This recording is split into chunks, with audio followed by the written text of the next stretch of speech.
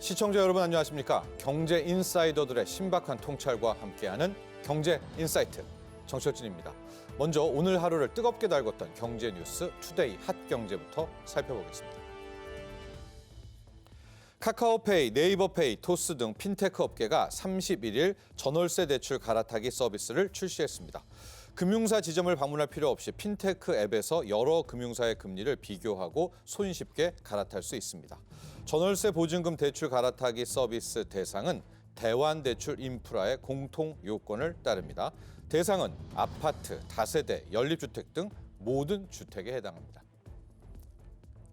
통계청이 31일 발표한 2023년 12월 및 연간 산업활동 동향에 따르면 지난해 전 산업 생산 지수는 110.9포인트로 전년보다 0.7% 상승했습니다. 서비스업 생산이 2.9% 늘어나면서 전 산업 생산 증가를 이끌었지만 반도체 불황 탓에 광공업 생산은 3.8% 줄었습니다. 제조업 생산 감소폭은 외환위기 여파가 컸던 1998년 이후 가장 컸습니다. 소비는 2년 연속 감소했고 투자도 감소세로 돌아섰습니다. 삼성전자가 지난해 4분기 매출 67조 7,8천억 원, 영업이익 2조 8,200억 원을 기록했다고 오늘 밝혔습니다. 2023년 연간 기준으로 보면 매출은 258조 9,400억, 영업이익은 6조 5,700억 원을 기록했습니다. 반도체 부분의 4분기 매출은 21조 6,900억, 영업손실은 2조 1,800억 원이었는데 D램은 재고 수준이 큰 폭으로 계산돼 흑자로 전환이 됐습니다. 삼성전자의 D램 부문 흑자는 지난해 1분기 적자를 본 후 4분기 만입니다. 부동산 R114 자료에 따르면 지난해 지방에서 분양한 1,000가구 이상 아파트는 총 20개 단지로 19,486가구 모집에 19만 8,219명이 몰려 평균 10.17대 1의 경쟁률을 보였습니다. 반면 같은 기간 분양된 300가구 미만 단지 43곳은 평균 3.54대 1을 기록했습니다. 대단지의 청약 경쟁률이 3배가량 높은 셈인데 부동산 시장의 얼어붙은 분위기 속에서도 대단지의 아파트의 인기는 여전한 것으로 보입니다. 지금까지 투데이 핫경제였습니다. 네, 2024년 올해는요, 우리의 4월 총선을 앞둔 우리나라를 비롯해서 세계 곳곳에서 굵직한 선거가 잇따라 열리는 슈퍼 선거의 해입니다. 전 세계 76개국에서 40억 명이 넘는 인구가 투표소로 향할 것이라고 하는데요. 시장에서는 특히 올 선거의 끝판왕이죠. 11월 5일 열리는 미국 대선이 4년간 정치뿐만 아니라 세계 경제의 향방을 결정짓는 분수령이 될 것으로 보고 있습니다. 오늘 경제 인사이트에서는 미국 대선 등 이런 선거가 한국 경제 그리고 세계 경제에 어떤 영향을 주게 될지 자세히 이야기 나눠보겠습니다. 본격적으로 오늘의 핫 이슈 나눠보기 전에 자세한 내용 먼저 화면으로 만나보시죠.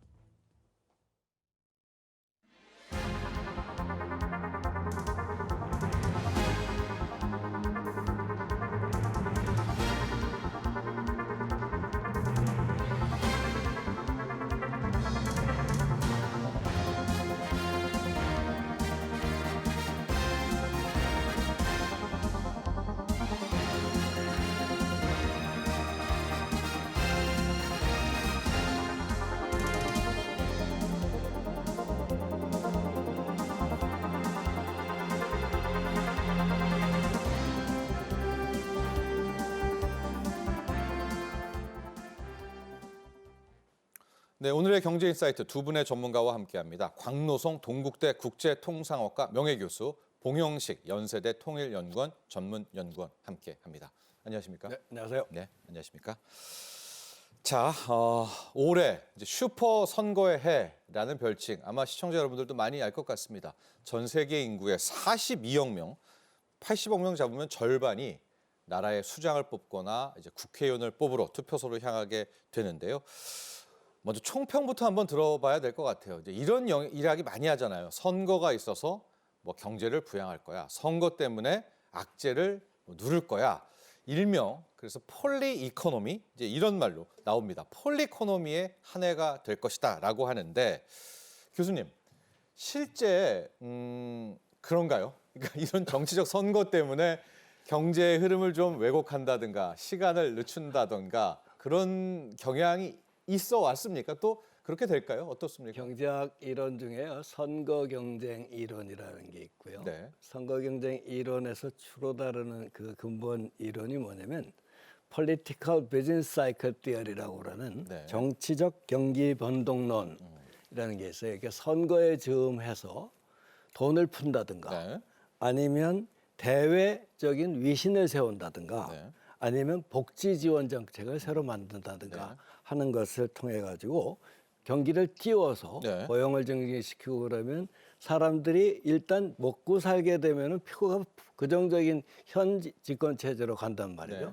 그런 이론이 있는데 실제로 미국에서도 봐도 네. 지금 인플레가 상당히 잡혔음에도 불구하고 정책 금리는 안 내리고 있는 이런 네. 상황은 기본적으로 이런 폴리티컬 비즈니스 사이클이 예상하고 있는 그런 것이 아닌가. 실제로 미국 경기는 지금 굉장히 뭐 골디락스 경제 뭐 이런 얘기할 정도로 굉장히 좋은데 뭐 주가 보면 알죠. 네. 그렇게 좋은데도 불구하고 바이든에 대한 평가는 또 사실 별로 안 좋단 말이죠. 네. 그래서 이런 폴리티컬 이코노믹 티어리에서 나오는 그런 예측과는 방향대 방향으로 지금 표심은 그래도 사람 중심이 아니라 네. 좀 다르네요. 다르게 네. 나타나는 현상을 봐서 아까 처음에 와서도 제가 생각했지만 오늘은 참 이상한 대답을 해야 될 수밖에 없구나. 이론이 안 맞아. 네. 그런 얘기를밖에는 제가 할 수 없는 그런 상황임을 좀 양해해 주시면 알겠습니다. 자, 봉 의원님, 예.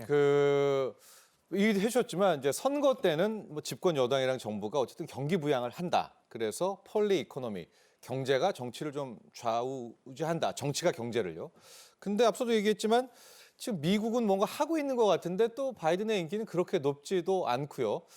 좀 이 학설들이 많이 바뀌면서 좀 생물학적으로 좀 움직이는 것 같습니다. 유기체적으로요. 어떻게 보십니까? 예, 바이든 행정부 입장에서는 사실 억울한 면이 많을 것입니다. 왜냐하면 현재 수치를 보면은 바이든 행정부 그리고 이제 민주당 대선 후보로 이력시되는 현재 대통령 바이든의 인기가 이렇게 낮을 이유가 하나도 없거든요. 왜냐하면은 현재 미국 내 인플레이션율이 3.4%. 네. 이것이 그렇게 나쁜 것이 아닙니다. 왜냐하면 1989년도부터 2019년까지 30년 동안에 미국의 평균 인플레이션율이 2.5%였기 때문에 이제 연준이 여러 가지 이제 금리 인하 정책을 취할 것으로 예상이 됩니다만 그렇게 되면 현재 3.4에서 2.5로 낮추는 것은 결국에는 이제 가시권에 들어왔다 볼 수 네. 있고 또 실업률도 30년 동안에 평균 3.7%였는데 지금 죄송합니다. 네.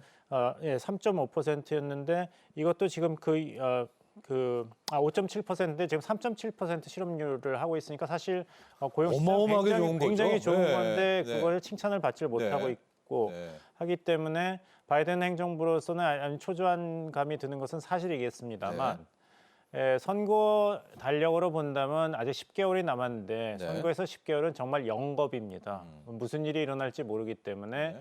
미국 경제가 계속 순항을 경험한다면은 지금은 수세에 몰려 있지만 민주당 바이든 현직 대통령이 프리미엄을 굉장히 잘 활용해서 재선 가도에 진입하지 않을까 이런 예상도 조심스럽게 뭐 점쳐볼 수 있겠죠. 결국에는 그 클린턴 후보가 그때 유명한 슬로건을 내세워서 1992년 대선에서 해성과 같이 등장했지 않습니까? 바보야 문제는 경제야. 네. 그래서 사실 빌 클린턴 그때 민주당 대선 후보가 민주당 예비선거 첫 선거에서는 득표율이 2.68%밖에 안 됐습니다. 네. 하지만 결국에 가서는 경제가 문제야 이것을 화두로 계속 던져서 민주당뿐만 아니라 공화당 유권자의 민심을 사로잡아서 네.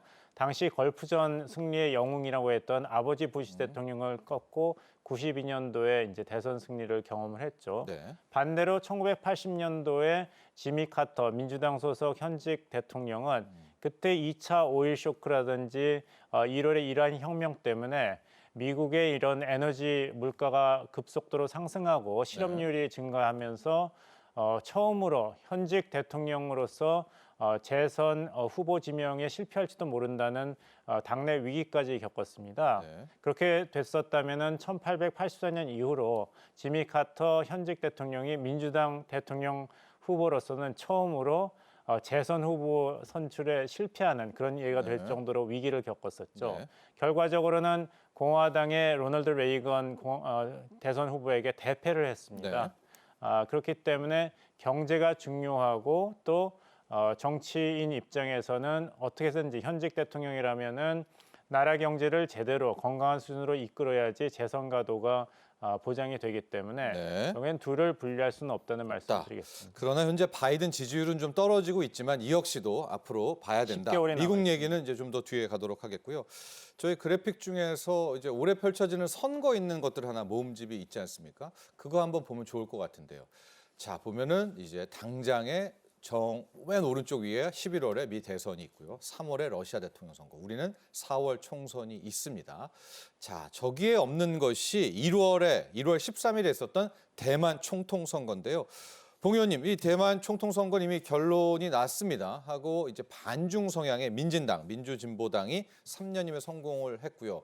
그 결과 나왔을 때는 막 이때부터 뭐 대만, 중국 뭐 날이 설 거다 뭐라고 했는데 그 뒤로 지금 한 달 지나고 있는데 뭐 없습니다.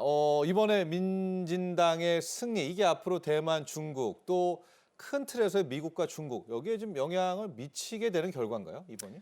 좀 두고 봐야겠죠. 아직은 그 대만 총통 선거에서 승리한 라이칭더 전 부총통이 네. 임기를 시작한 것이 아니기 아니니까, 때문에 예. 앞으로 대만이 양안 관계를 어떻게 가져갈 것인가, 독립에 대해서 어떤 네. 공식적인 입장을 취할 것인가에 대해서는 입장 표명이 사실상 나오지는 않았습니다. 그래서 중국 입장에서도 원론적인 이야기만 반복하면서 결국에는 통일은 역사적으로 필연이다 이런 얘기만 반복하고 있기 네. 때문에 정중동이랄까요? 네. 아주 조용한 현상이 계속되고 있는데 사실 여러 가지 면으로 본다면은 대만 총통 선거 이전까지 힘을 얻던 대만 해협 전쟁 위기설은 네. 좀 그 근거가 약하지 않은가 네. 이렇게 볼 수가 있습니다. 왜냐하면은 첫 번째 비록 민진당 소속의 라이칭더 전 부총통이 대선에 승리했지만 네. 그 40.05% 득표율로 당선이 되었습니다. 그렇기 때문에 민진당의 그런 양안 관계 노선이라든지 외교 안보 경제 정책에 반대되는 소위 야당과 네. 그 반대 세력의 목소리를 들어야 합니다. 비록 총통 선거에선 승리했지만 민진당이 동시에 치러졌던 우리나라 국회에 해당하는 의회 선거에서는 네. 다수석을 확보하는 데 실패했습니다. 네. 민진당이 51석을 석권했는데 야당인 국민당이 52석 네. 그리고 민중당이 8석을 석권해서 민중당이 사실상 캐스팅 보트를 행사하게 되었습니다. 예. 따라서 아무리 민진당 소속의 총통이 이번에 다시 선출이 되어서 곧 합쳐서 12년 동안의 민진당 총통 체제로 간다 하더라도 네. 이럴 때 민진당 독주의 어떤 양안 관계라든지 통일 정책, 안보 정책을 추구하기에는 정치적 환경이 그렇게 허락하지 않을 것이다. 굉장히 신중한 행보를 보일 수밖에 없다. 이렇게 예상이 됩니다. 네. 이 대만 총통 선거 이후에요. 참 우리가 관심 있었던 것이 반도체였었습니다. 강동수 교수님, 이제 두 견으로 나눴어요. 오히려 이제 반중 성향의 당이 됐기 때문에 TSMC의 힘을 더 실어줄 것이어서 뭐 한국 반도체 파운드리 지금 쫓아가려고 하는데 우리는 더 힘들어진다. 뭐 이런 얘기도 있었고 오히려 중국과 완전히 외면되고 있기 때문에 중국 쪽은 우리 한국이 또 커버하니까 이건 호재일 수도 있겠다. 이 코에 걸면 코걸이, 귀에 걸면 귀걸이고 지금은 이 재료가 좀 흐지부지 됐는데 실제로 대만 총통 선거와 한국 반도체 산업 어떤 점을 좀 주의해야 될까요? 아까도 얘기했지만 이 예측 가능한 조치들이 별로 없어요. 네. 일단은 우선 반도체만 하더라도 우리 이제 주로 메모리 반도체, 메모리죠. 네. 낸드하고 이제 D램 쪽이고 그쪽은 이제 파운드리라고 그래서 네. 위탁 생산 쪽인데. 네. 근데 이제 D램이나 이 메모리 쪽은 보면 경기에 대한 변동성이 굉장히 커요. 네. 그러니까 이게 오버서플라이만 됐다 그러면 가격이 폭 떨어지는 네. 가격 신축성이 굉장히 높은 품목이고. 근데 파운드리는 그렇지는 않단 네. 말이죠. 그래서 이제 우리가 종합 반도체 국가로 나가야 된다는 얘기를 하는 건데 파운드리도 하고 설계도 하고 ARM처럼. 근데 이제 과연 중국이 대만을 봉쇄를 해서 네. 파운드리를 더 이상 이제 수출하지 못하게 했을 때나 아니면 이렇게 됐을 경우에는 경우의 수를 따지면 네. 그렇다면 우리가 좋은 기회겠죠. 네. 옛날에 이제 5G 했을 때도 마찬가지로 네. 중국에 대한 제재가 있음으로 해서 우리가 네. 미국 시장 그리고 석권했듯이 중국을 가는. 예, 예, 예. 그것처럼 그럴 가능성도 있지만 네. 그렇지 않고 반대의 경우도 있단 말이죠. 네. 오히려 미국 쪽에 더 붙어가지고 미국 시장이나 중국을 제외한 딴 네. 시장에서 더 석권할 수 있는 가능성도 있기 때문에 네. 지금으로 봐서는 두 가지 경우의 수가 모두 가능한 네. 이런 상황이에요. 그래서 제가 오늘 참 이상하게 헷갈리는 얘기만 네. 아까 나오면서도 고민을 많이 했습니다만 참 이게 네. 예측하기가 참 어려운 상황이에요. 그러니까 이런 경우의 수가 있다라는 네. 정도까지밖에 얘기할 수가 없다 그렇습니다. 이렇게 말씀드리겠습니다. 지금 이제 우리나라 특히 삼성전자는 메모리 반도체에 이어서 이제 뭐 큰 틀에서의 비메모리라고 볼 수 있겠습니다. 이 파운드리 위탁 생산 쪽을 좀 늘리려고 하는데 여기에는 이제 대만의 TSMC라는 강자가 있습니다. 그러니까 우리 입장에서는 어찌 됐건 TSMC의 힘이 좀 빠져야 되는데 이게 친중 정부가 들어서야 빠질지 또 반중 성향의 정부가 이번에 이제 반중 성향이 들어왔는데 빠질지 이게 참 케이스 바이 케이스다. 우리 곽 교수님은 그래서 이게 여러 가지 변수가 있다 이런 평가를 해주셨습니다. 봉 의원님 3월을 가면 러시아 대통령 선거인데 이거는 결과는 가장 대답하기 쉬운 선거가 네, 아닐까 예, 말씀드리겠습니다. 푸틴이고요. 푸틴 되면 이제 훨씬 더 중러팀은 공고해지고 서방과는 더 날이 서고 이런 겁니까? 꼭 그렇게 볼 수는 없겠죠. 네. 왜냐하면 지금 날이 섰다는 것은 정치적인 그 입지를 고려했을 때는 푸틴 대통령도 왜 예상을 깨고 2022년 2월에 우크라이나 침공을 시작했는가? 예. 그것은 이제 정치학에서 얘기하는 소위 그 국기 아래에서 단결하는 그런 세력 결집 효과를 노린 면도 분명히 있습니다. 네. 러시아의 민족주의라든지 러시아의 이런 국격, 애국심에 호소해서 푸틴 정권에 대한 국민적인 지지를 공고화하는 그런 정치적인 고려도 분명히 있었다고 네. 보입니다.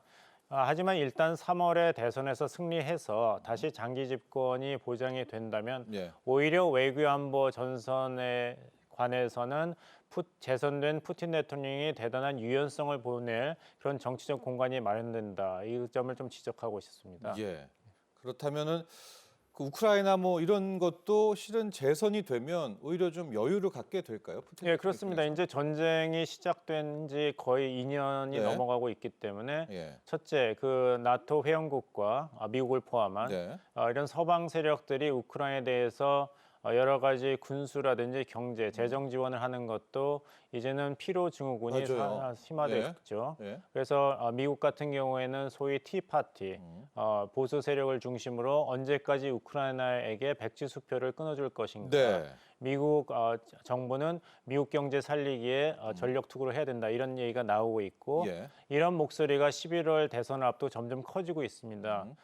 우리가 주목해야 될 것은 이제 1월 말 2월 초에 예정돼 있는 바이든 대통령의 State of Union 그 국정연설에서 이제 우크라이나에 대한 미국의 입장이 어떻게 천명될 네. 건지를 읽어봐야 될 텐데요. 네. 결국에는 미국이 우크라이나 지원도 미국의 이제 정부 예산이 어떻게 결정됐냐와 맥락을 같이 하기 때문에 예. 언제까지 이 우크라이나가 서방의 지원에 전적으로 의존하거나 기대할 수는 없는 것이고 네. 러시아도 이것을 잘 알고 있을 것입니다. 네. 그래서 일단 3월에 대선이라는 가장 큰 장애물을 넘고 난다면은 오히려 푸틴 대통령이 우크라이나의 종전에 대해서 예.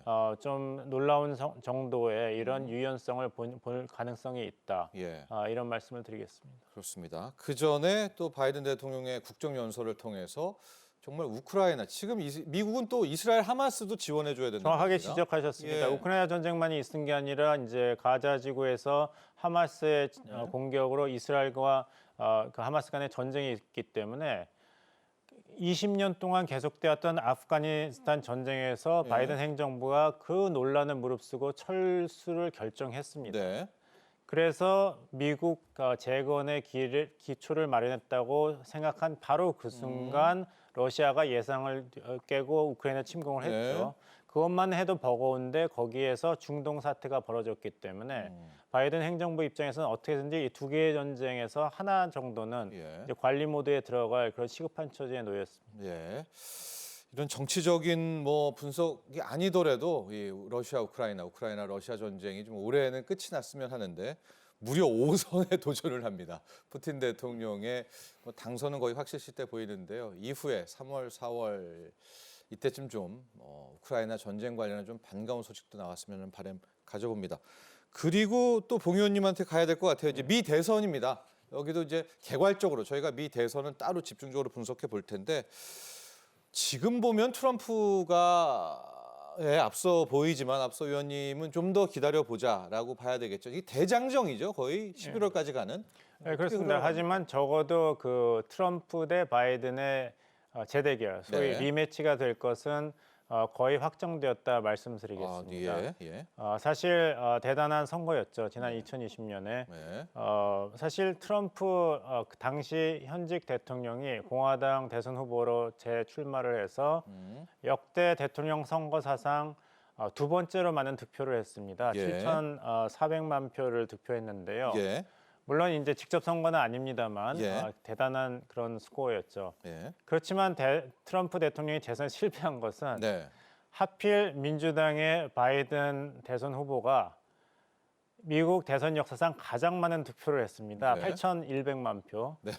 그래서 그 선거인단 수에서 306대 232로 트럼프 현직 대통령이 졌던 것입니다. 네. 표는 많이 받았는데. 예. 선거인단. 하지만 선거인단 선거인단 수도 제도니까. 네. 굉장히 그 아슬아슬했다. 네. 1% 미만으로 독식 제도인 선거인단 승부가 예. 갈린 주가 조지아, 아리조나, 위스콘신이었습니다. 네. 여기서 선거인단 37명을 모두 바이든 민주당 후보가 가져갔고 1%에서 5% 미만으로 박빙 승부를 펼쳤던 네. 펜실베니아, 노스캐롤라이나, 네바다, 미시간, 플로리다에서는 네. 총 86명의 선거인단이 걸려 있었는데 두 후보가 양분을 했습니다. 네. 42명을 바이든 후보가 가져갔고 44명을 트럼프가 가져갔거든요.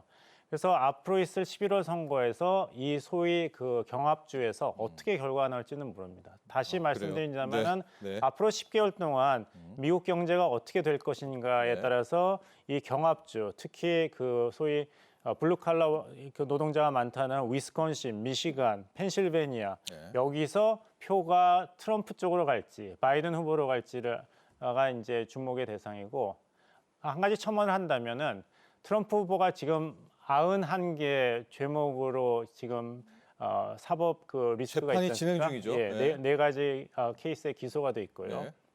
미국 헌법상으로는 아무 상관이 없습니다.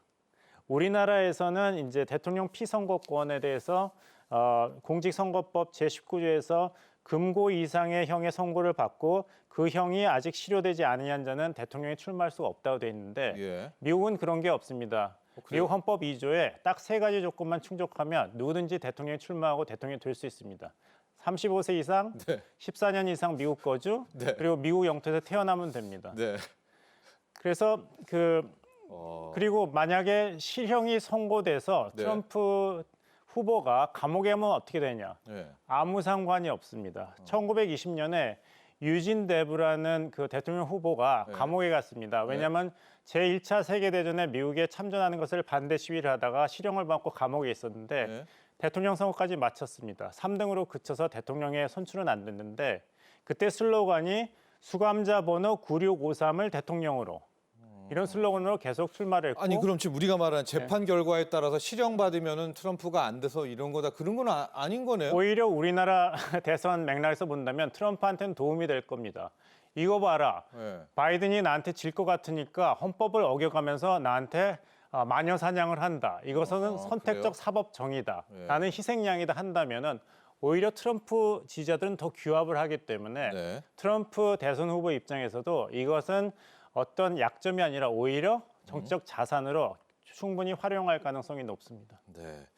자 이런 가운데 자 교수님 트럼프 전 대통령이 돼야 한국 경제에 유리하냐 아니면 바이든 대통령이 다시 재집권해야 한국 경제가 유리하냐 뭐 신재생 저희가 하나하나 또 이따가 나눠 볼 겁니다. 반도체 다르겠고요.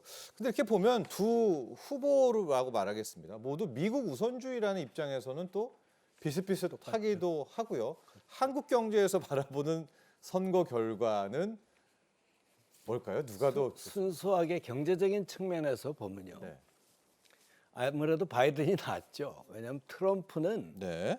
지난번에 기억하실는지 모르지만 방위비 분담해서 5조 원 요구했었잖아요. 네네네. 그러니까 우리 지금 현재 한 5배를 요구를 했었던 거예요. 네, 이게 네. 이제 올해부터 또 시작한단 말이죠. 예. 방위비 협상. 그러니까 이제 한 경제적인 측면에서 보면 네. 대중관계에 있어서 중국을 적으로 보고 네. 패권 도전자로 보고 중국을 따돌림시키는 거는 트럼프나 바이든이나 똑같아요. 네네. 근데 순수하게 이제 우리한테 들어오는 거의 차이는 네. 바이든은 동맹을 엮어서 동맹원들한테는 특혜나 예외를 주지만 네. 트럼프는 그게 없거든요. 네네. 그러니까 순수하게 경제적인 측면에서 보면 바이든이 되는 게 낫죠. 네. 그러면 한미일 간의 이제 동맹 체제도 더하고 그다음에 IRA나 이런 걸 통해서 주어지는 특혜도 네. 우리한테 똑같이 주어지고 네. 또 예외 조항도 허용해주고 예. 하는 여러 가지 측면에서 보면 바이든이 나은데 네. 그런데 트럼프가 됐을 경우에는 우리는 어떻게 해야 될지 모르겠습니다. 지난번에 기억하실지 모르지만 네. 가전서부터 태양광 패널까지 온갖 걸 다 때리기 시작해가지고 네. 엄청 고생했어요. 2018년도를 돌아보면 네. 그게 이제 바로 트럼프 집권 시의 그건데 지금 어젠다 47이라고 그러는 거 내용 보면 똑같아요 옛날하고. 네, 네. 그러면 똑같은 일이 우리한테도 벌어질 것이다. 특히 네. 보편적 관세라고 그러는 무조건 만약에 상대방이 우리한테 10% 관세를 때리면 우리도 상대방한테 10% 네네. 관세. 이런 보편적 관세 제도가 만약에 들어오면 한국은 엄청난 타격이 있을 겁니다. 근데 중국만 놓고 보면 이런 평가도 있더라고요. 바이든도 중국을 압박하고 트럼프 압박을 하는데 그 방식을 좀 보면 바이든 정부는 상당히 좀 숨통을 트여준다. 그런데 트럼프가 집권을 하면은 완전히 중국을 밟아줄 것이다. 그러면 한국 경제는 또 유리하다. 이런 해석은 어때요? 그래서 트럼프다. 그러니까 이제 네. 이게 이제 반사이익 가지고 얘기를 네. 하는 것 같은데 실제로 중국 의존이나 미국 의존도가 거의 비슷해졌어요. 올해 이제 미국이 확 높았죠, 커졌기 작년은. 때문에. 네. 근데 중국의 의존도가 이제 23%에서 25% 사이. 네. 그러나 이제 중국 수입 시장의 점유율은 우리가 이제 계속 떨어지고 있거든요. 네.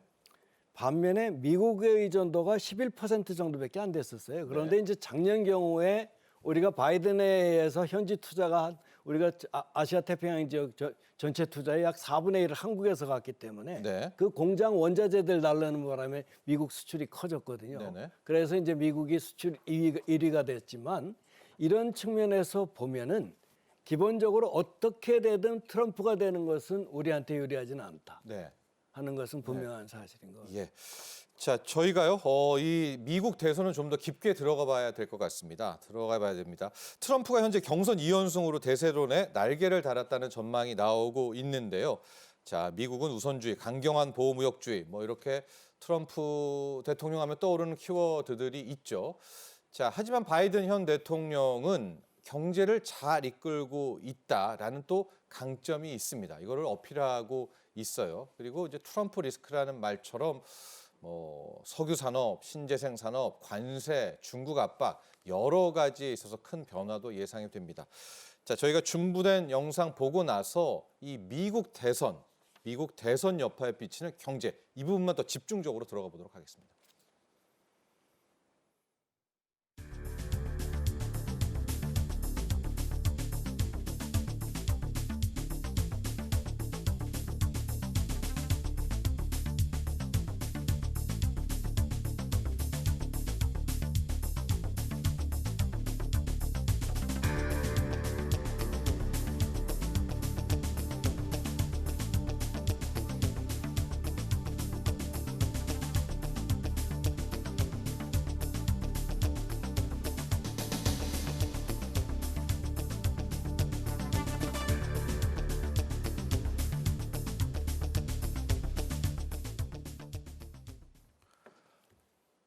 자, 미 대선 결과에 따라서 또 뭐 한미 삼각구도도 많이 걱정도 하게 되고요.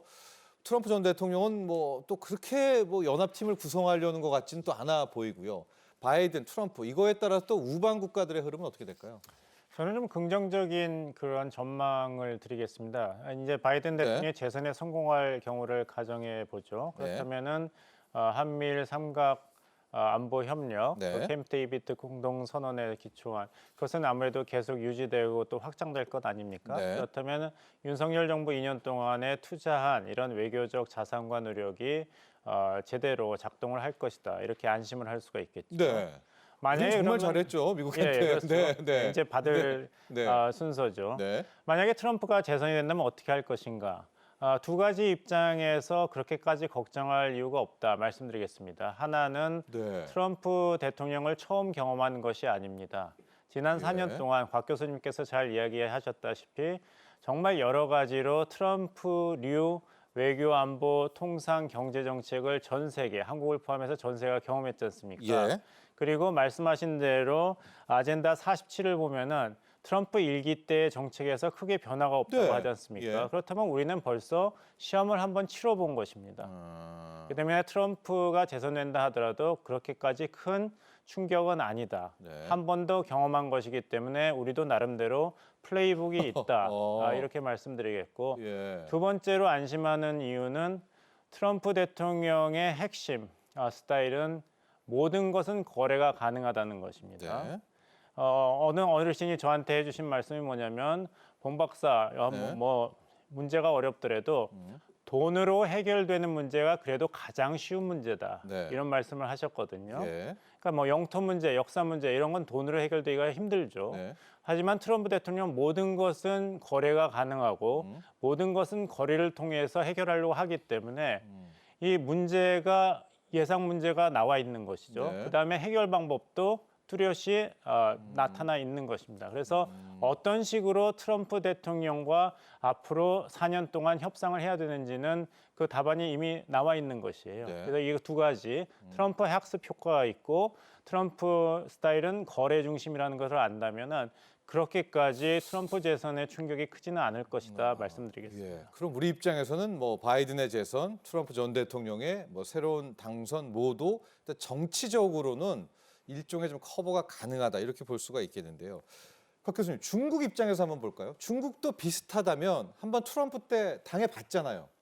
그럼 이번에 이제 똑같이 트럼프 대통령이 되고 압박을 할 때 뭐 새로운 반격 카드를 갖고 있지 않을까요? 특히 광물 같은 거, 히토류 같은 거 이번에 한번 카드를 쓸 수도 있지 않을까요? 중국은 가만히 있을까요? 중국이 이번에 바이든 때는 상당히 그래도 동맹을 결집하고 따는 시켰어도 트럼프처럼 막 고관세를 매기고 특정 품목 잡아서 화웨이 퇴출시키고 뭐 이런 건 안 했거든요. 유예도 많이 해줬어요. 알게 많이 모르게. 해줬는데 예. 근데 중국의 입장에서는 트럼프가 당선될 것 같은 그런 느낌 같은 것을 대비해서 미리미리 조치를 하는 것 같아요. 예를 들면 네. 작년 8월에 갈륨 게르마늄이라고 반도체 소재하고 가스 있잖아요. 예. 그거에 대해서 수출 통제 규제 조치 내렸죠. 예. 12월에 흑연, 예. 음극재죠. 흑연에 대해서 수출 규제 조치 내렸죠. 예. 그다음에 같은 해에 같은 시기에 뭐였냐면 히토류, 이건 건드리지 말아야 될 품목인데 네. 자기가 정제 재련 과정을 모두 움켜쥐고 있다고 히토류에 대해서 수출 의무, 수출 보고 의무를 허락을 받아라. 예. 예. 허락받고 예, 가라니까 가라. 이미 조치를 다 해가서 예, 예, 예. 잘못 트럼프가 때렸다가는 이게 이제 조치를 가동하면 된단 말이죠, 이때. 아하. 그런 상황에서 보면은 상당히 심각한 경제 전쟁 같은 것이 나지 않을까라는 생각이 듭니다. 그러니까 중국도 예전처럼 그렇게 시진핑 초기만 하더라도 협상을 해서 뭐 이렇게 해결하려고 그랬다가 이거 당했죠. 협상을 하다고 그러더라도 안 되는 걸 알았거든요, 중국이. 네. 그러니까 지금 맞대응을 하고 있는 그런 태세를 취하고 있어서 트럼프가 됐을 때 특히 한 사람을 집어서 특정 품목 집어서 때리는 그런 스타일이거든요. 네. 그렇게 됐을 경우에는 중국도 만만치 않게 네. 이번에는 대들 것이다. 네. 그렇게 된다면 지금보다 상황이 나아질 가능성은 전혀 없다. 저는 이렇게 생각을 합니다. 네. 자, 이참에요. 이제 트럼프 전 대통령 이제 워낙 이제 일명 뭐 트럼프 리스크까지 이야기가 나오고 있어서 저희가 좀 더 들어가 봐야 될 것 같은데요. 트럼프 노믹스 2.0 이게 뭡니까? 지금 이제 요걸 가지고 나오는데 우리가 다 알잖아요. 미국 우선주의, 뭐 미국을 더 위대하게 뭐 이런 거의 일련 속상인가요? 예, 그렇습니다. 아까 아젠다 그 47에서 네. 나왔듯이 미국이 왜 당원만 있어야 하는가? 네. 우리는 받는 대로 주고 주는 대로 받겠다. 예. 이런 소위 트럼프식의 공정 거래를 표방하고 있죠. 네. 그래서 이제 보편적인 관세라는 것도 미국의 관세를 부과하는 국가에 똑같이 10% 정도 관세를 부과했다는 것이고 네. 트럼프류의 경제 정책의 특징이라면은 굉장히 간단 명료하다는 것입니다. 지난번 이제 예비 선거 유세 때 이야기했지만 어떻게 WTO 세계 무역 기구에서 중국이 개발도상국 지위를 누리고 있는가? 네. 중국이 세계 제2의 경제 대국인데 네. 그런 것을 비웃으면서 만약에 중국이 개발도상 국가라면은 우리 미국도 개발도상 국가다. 네. 내가 취임하면은 중국을 WTO에서 그 지위를 박탈하겠다. 네.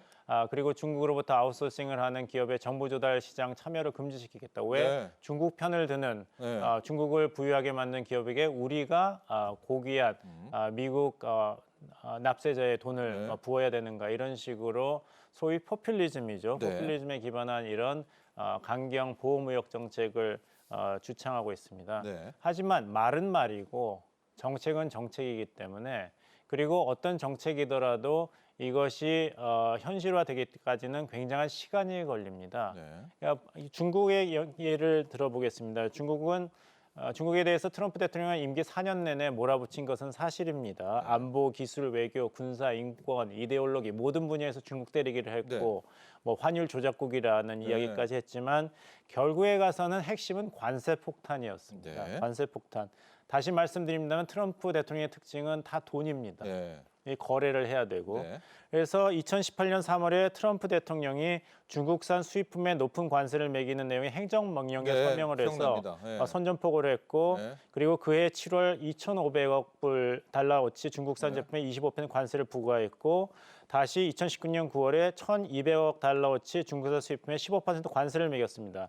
그래서 중국이 무역 수지 개선에 노력하지 않으면 추가 관세를 부과하겠다고 15% 네. 위협을 했는데 네. 중국 시진핑 정부가 그 추가 관세 부과 직전에 미국과 그 타협을 했습니다. 그것이 네네. 소위 미중 1차 무역 합의였는데 예.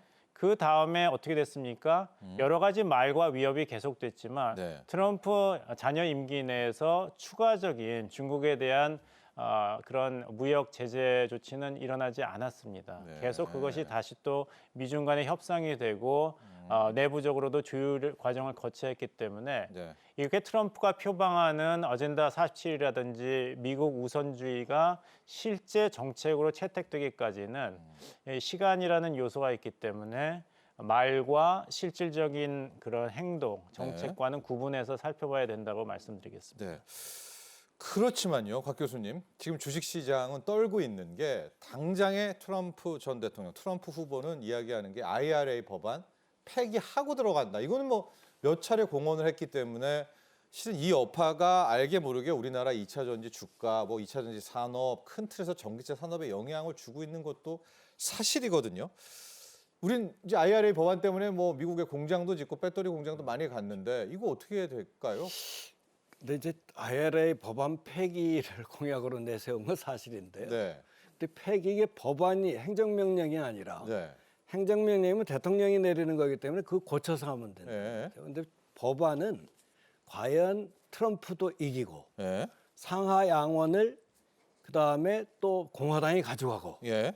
이게 이제 그래야지만 이게 폐기가 되는 수준이 될 텐데 과연 두 가지 경우에서 모두 다 트럼프가 석권을 하겠느냐 하는 첫 번째 의문이 있고요. 예. 법안이기 때문에 예, 예. 이미 통과된 법안은 그렇게 폐기하기가 쉽지가 않다. 예. 단지 세부 규정은 행정부에서 내린 세부 규정이 있어요. 예를 네. 들어서 시행 규정 같은 거. 네. 이런 거는 고칠 수가 있어요. 행정부 내에서 네, 네. 그렇기 때문에. 그렇지만 IRA 법안 폐기는 힘들지 않을까라는 게 첫 번째 생각이고요. 네. 만약에 IRA 법안이 그럼에도 불구하고 폐기가 됐다. 네. 그렇다면 우리는 전부 판을 달려야 돼.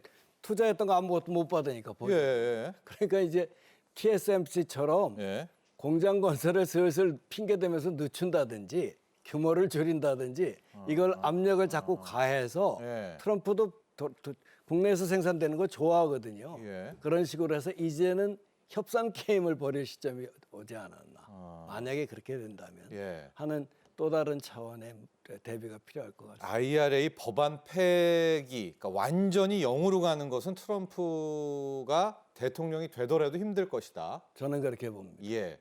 그러면 우리 입장에서는 지금 이제 뭐 바이든이든 트럼프든 다 미국 우선주의 들어와라 다 했기 때문에 공장도 짓고 뭐 세금 보조금 약속도 받고 그러는데 아직 실제 뭐 받은 건 없단 말이죠. 이런 상황에서 트럼프 후보가 집권을 해버리면 이건 바이든 행정부를 한 약속 아니야? 뭐 이러면서 우리 뭐 LG 에너지솔루션, 현대차, 막 삼성전자 다 혼란에 빠지는 거 아닌가요? 뭐 대비를 좀 해야 되는 네, 이제 거 아니에요? 한번 보시자고요. IRA의 혜택을 가장 많이 받은 기업이 우리 기업입니까? 미국 기업입니까? 미국 내겠죠. 미국 네, 기업이에요. 네. 그러니까 제가 아까 얘기한 예. 게 트럼프가 IRA를 설마 폐기한다고 그러더라도 기업의 그 반발 때문에 그렇게 네. 못해요. 아무리 양당 그러니까 그 의회를 잡더라도 예. 그러니까 이제 그럴 가능성은 대단히 어렵다.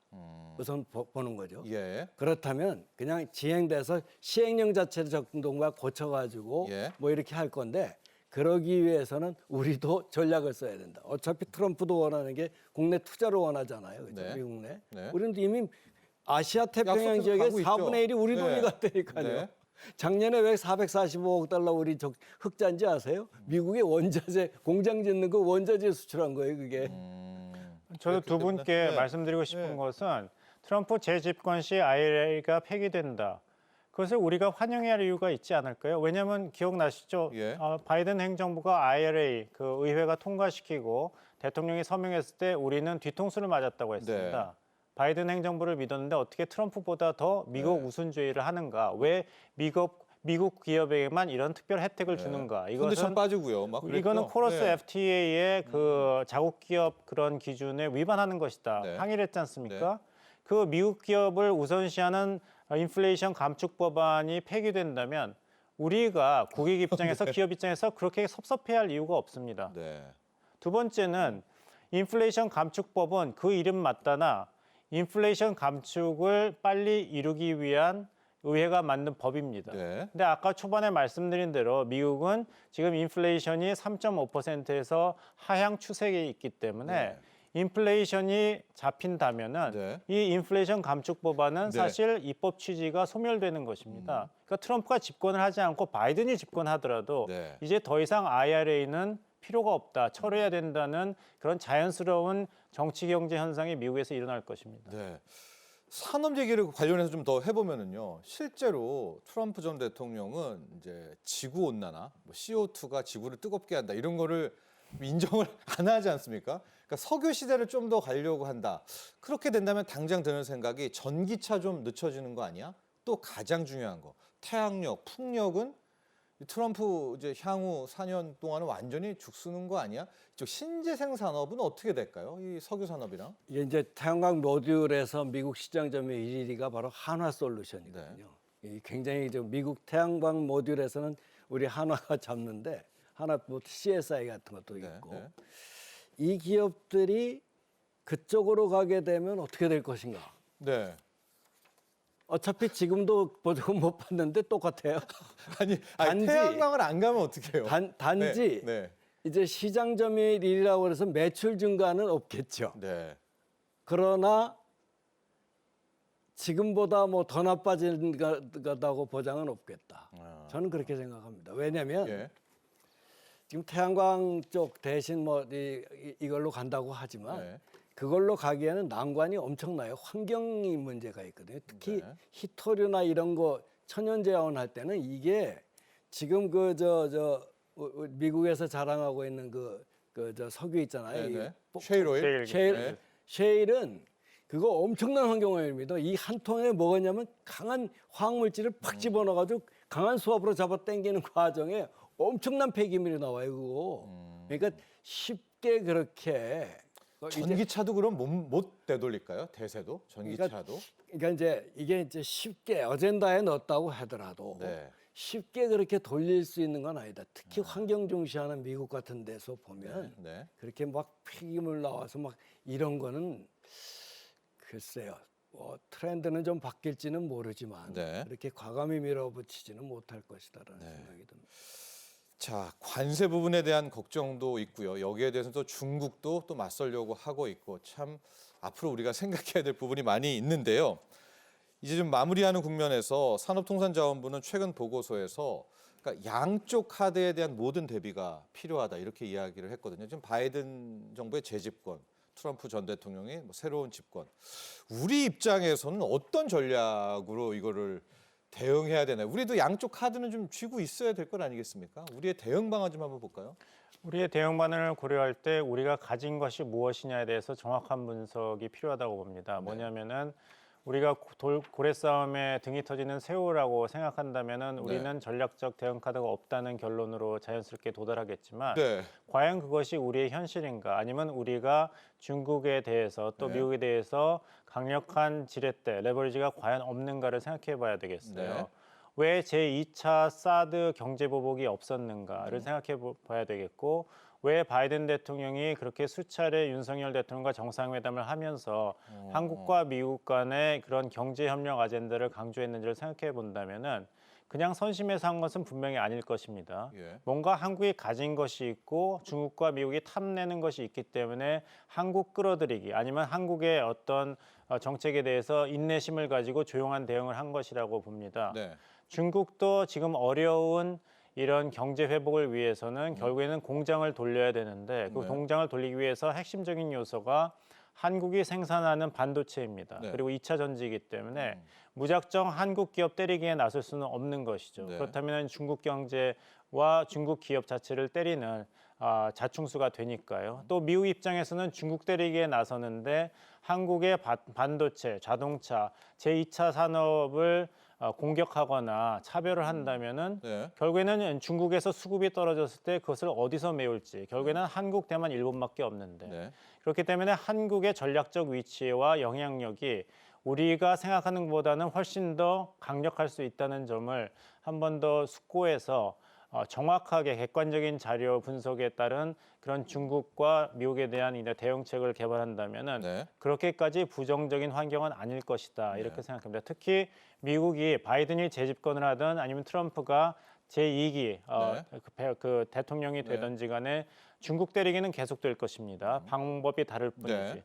중국 때리기가 된다면 우리에게 반세익이 없지는 않을 것이기 때문에 우리가 나름대로 숨쉴 공간이 마련될 가능성이 높다 말씀드리겠습니다. 알겠습니다. 우리의 대응 전략 어떻게 가져가야 될까요? 양쪽은 다 염두에 둬야 되겠죠. 이게 이제 통상의 안보화, 뭐 이렇게 이제 통상 안보, 경제 안보 이런 경제 안보. 개념이 이제 바로 나왔는데요. 그렇다면 국방은 공공재로 대체할 수가 없잖아요. 그러니까 사기업에 맡길 수가 없단 말이죠. 근데 우리가 이제 한번 돌아켜 보면 7, 80년대 우리는 주식회사 일본이라고 그랬다고요. 네. 주식회사 일본이라고 그랬을 때 그때 뭐냐? 기업하고 정부가 같이 돌아가요. 네. 정부는 자금 지원해주고 그다음에 수입 막아주고 기업은 나가서 팔고 네. 그러면서 이제 주식회사 일본이 7, 80년대 일본을 세계 경제 2위 국가로 올린 그게 이제 원동력이라고 네. 그랬지 않습니까? 통상 안보라는 게 쉬워요 보면 쉬워요? 국방이야. 네. 네. 이게 국방이라고요. 그러니까 주식회사 한국 만들어야 돼 지금. 네. 네. 정부는 정부 나름대로 외교 채널을 통해서 한국의 지위를 확보하려고 노력을 해야 되지만 네. 기업도 정부와 맞춰서 같이 움직이면 돼요. 그런 것이 지금 우리가 당면한 다시 70, 80년대 그런 통상 해아래 새로운 것은 없다시피 항상 미국은 자기 우선주의였었어요 사실은. 취할 때는 하고 필요 없을 때는 차고 그런 측면에서 보면 이제는 우리도 주식회사 한국을 다시 만들어야 될 때가 아닌가라는 생각이 됩니다. 알겠습니다. 자, 오늘 함께해 주신 두 분 말씀 감사합니다. 감사합니다. 네. 감사합니다. 자, 경제인사이트 오늘 준비한 소식은 여기까지입니다. 여러분, 이 미국 연준이요. 우리 시각으로 30일부터 회의는 시작이 됐습니다. 자, 그리고 이제 곧 다음 날이죠. 회의를 열고 FOMC 회의 기준금리 결정을 하게 됩니다. 우리 시각으로는 다음 달 1일 새벽 4시 목요일 날 아마 결과 알게 될 것 같고요. 제롬 파월 연준 의장이 기자회견 하게 될 것 같은데 당장 금리 인하하지는 않겠죠. 하지만 이번 회의에서는 기준금리 인하 시점에 대한 단서를 분명히 알려주게 될 겁니다. 자, 다음 이 시간 경제인사이트에서는 올해 첫 번째 열리는 미국의 FOMC 회의 결과 분석과 함께 앞으로의 금리 방향성 그리고 우리 한국 경제, 한국 증시에 미치는 영향까지 자세하게 분석해 보도록 하겠습니다. 오늘도 함께해 주신 여러분 감사합니다.